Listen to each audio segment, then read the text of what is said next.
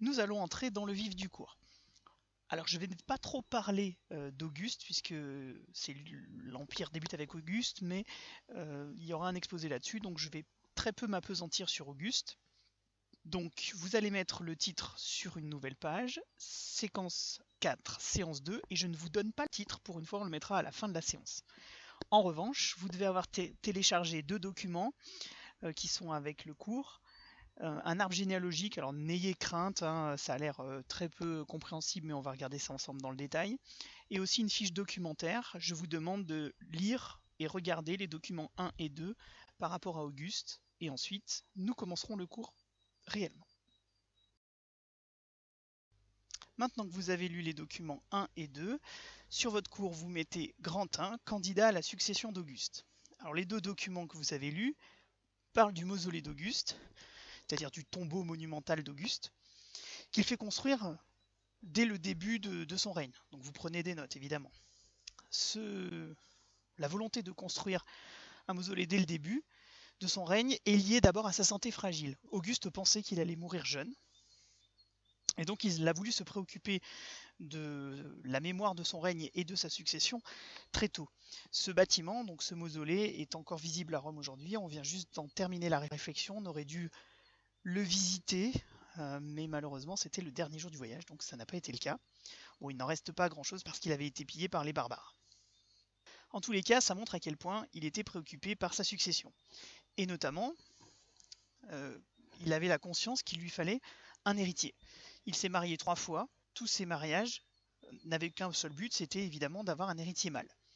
Donc vous allez prendre l'arbre généalogique et on va regarder ça ensemble dans le détail. Juste pour commencer, je voulais juste vous dire quelque chose que j'ai oublié de vous dire, c'est qu'Auguste était extrêmement préoccupé par sa succession. Il pensait qu'il allait mourir jeune, je vous l'ai dit. Et in fine, c'est celui des empereurs qui aura le règne le plus long. Donc c'est assez cocasse finalement. Et il va passer tout son règne à essayer de se trouver un héritier. Alors maintenant que vous avez l'arbre généalogique sous les yeux, regardez, donc j'ai encadré tout en haut Julius Caesar, donc c'est le fameux Jules César. Quand quelqu'un a un héritier de sang, la ligne est pleine. Et quand il y a adoption, la ligne est en pointillé. Donc vous voyez que Jules César a adopté Auguste, c'est pour ça qu'il y a un trait en pointillé entre Jules César et Augustus, donc Auguste, notre personnage. Donc Auguste, je vous ai dit, s'est marié 3 fois. Il n'y a que 2 des 3 mariages qui apparaissent. Le premier, vous le voyez, donc juste à côté donc, de Augustus, il y a un petit 1 qui est entouré en vert, ça veut dire premier mariage. De ce premier mariage avec une femme qui s'appelle Scribonia, il a un enfant qui est une fille, Julia Caesaris, et son deuxième mariage, de l'autre côté, vous voyez, avec Livia, ne lui donne pas d'héritier mâle. Donc en fait, problème d'Auguste, malgré ses 3 mariages, un seul enfant légitime, et c'est une fille, donc pas de possibilité de lui transmettre le pouvoir. Donc là, il y a 2 possibilités qui s'offrent à lui. Première possibilité, eh bien, il peut marier sa fille avec des hommes qu'il veut voir lui succéder. Et deuxième possibilité, il peut adopter quelqu'un. La solution évidemment adoptée par Auguste en priorité, c'est de marier sa fille à quelqu'un de confiance qu'il veut voir lui succéder. Bien sûr, hein, vous le savez, les femmes font souvent office de monnaie d'échange ou de lien entre les familles. Ce sont rarement des mariages d'amour dans les familles nobles, et Julia Caesaris va faire les frais plus ou moins de ça. Premier mariage, donc le petit 1 que vous voyez entouré, elle est mariée à son cousin, à elle, qui s'appelle Claudius Marcellus.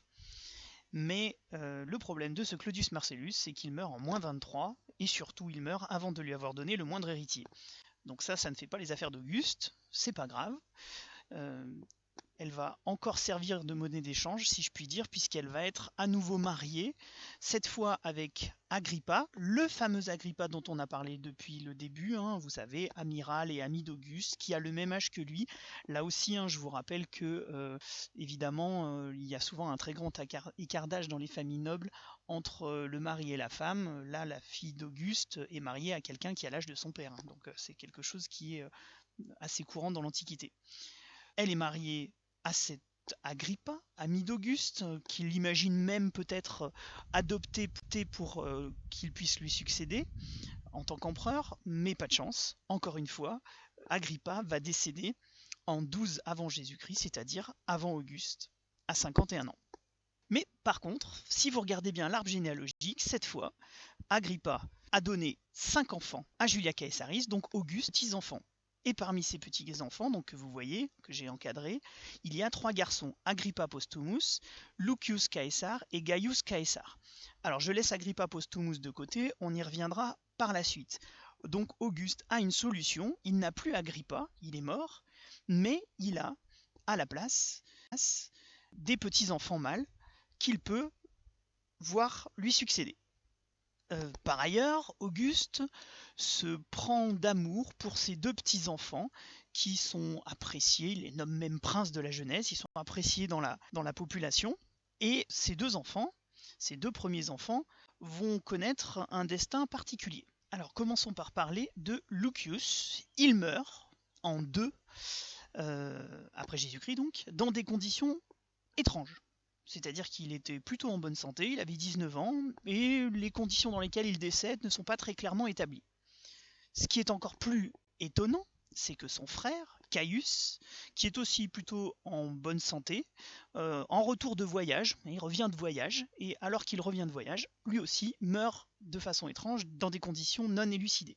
Tacite ou Suétone, qui sont des auteurs latins, nous disent, surtout Tacite qui est un historien plutôt fiable, nous disent que c'est quand même étrange que ces 2 enfants, appréciés d'Auguste, héritiers, qu'il avait même adoptés, Auguste avait adopté ses petits-enfants pour être sûr qu'ils lui succèdent, donc les auteurs latins nous disent quand même c'est bizarre que ces 2 jeunes garçons meurent avant même de pouvoir qui leur était promis. Il reste donc une seule solution, Agrippa Postumus. Alors Agrippa Postumus, comme son nom l'indique, posthume, donc post ça veut dire après en latin et humus ça veut dire la terre. Donc ça veut dire que au moment où Agrippa Postumus naît, son père est déjà sous terre. Ça veut dire qu'il ne connaîtra pas son père est mort au moment où il naît. Donc il n'est pas tout à fait dans un premier temps une idée de succession pour Auguste puisqu'il est trop jeune.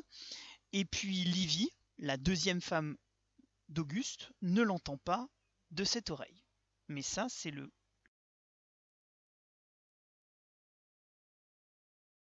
Alors, cette dernière diapo, toutes les croix rouges montrent tous les gens qui auraient pu succéder à Auguste, souvent plus jeunes que lui, et qui sont décédés. Je vous ai dit, Agrippa Postumus n'est pas vraiment une option, il est jeune, et surtout, Livie tente plus ou moins de dissuader Auguste de permettre à Agrippa Postumus de régner. On nous dit qu'il avait un caractère emporté, qu'Auguste ne l'appréciait pas. Bon, en tous les cas, Livie, dernière femme d'Auguste qui a un pouvoir fondamental sur Auguste, fait des pieds et des mains pour que ce dernier adopte Tibère. Vous le voyez sur l'écran. Tibère qui n'est pas le fils d'Auguste, qui est le fils de Livie, fils qu'elle a eu d'un premier mariage avec Tiberius Claudius Nero. Et donc Auguste, vieillissant, qui n'a plus vraiment de solution, qui ne s'entend pas particulièrement bien avec Agrippa Postumus, finit par accepter Tibère et finit par l'adopter, même si les témoignages qu'on a sur la relation entre Auguste et Tibère sont plutôt ambivalents, c'est-à-dire que Auguste ne semble pas l'apprécier outre mesure.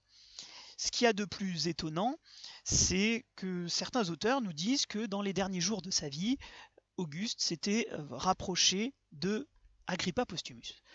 Alors ça, c'est peut-être un bruit de couloir, l'auteur qui nous raconte ça, c'est Suétone. Suétone est souvent taxé par les historiens modernes d'être plus un auteur Paris Match qu'un véritable biographe. Néanmoins, on peut dire une chose, c'est qu'il y a quand même beaucoup de morts étranges dans l'entourage d'Auguste, Lucius et Gaius, ça c'est certain, et que Tibère avait finalement assez peu de chances de régner. Et il se trouve que même si Agrippa Postumus est encore en vie, celui qui a été adopté par Auguste, c'est Tibère. Et quand Auguste meurt en 19 après Jésus-Christ, son héritier est bien Tibère, donc le fils de Livie, et non pas le fils naturel d'Auguste, c'est Tibère qui deviendra l'empereur. Et il faut donc rajouter comme titre au cours Tibère. Et pour savoir la suite, il faudra revenir au prochain épisode, vendredi prochain.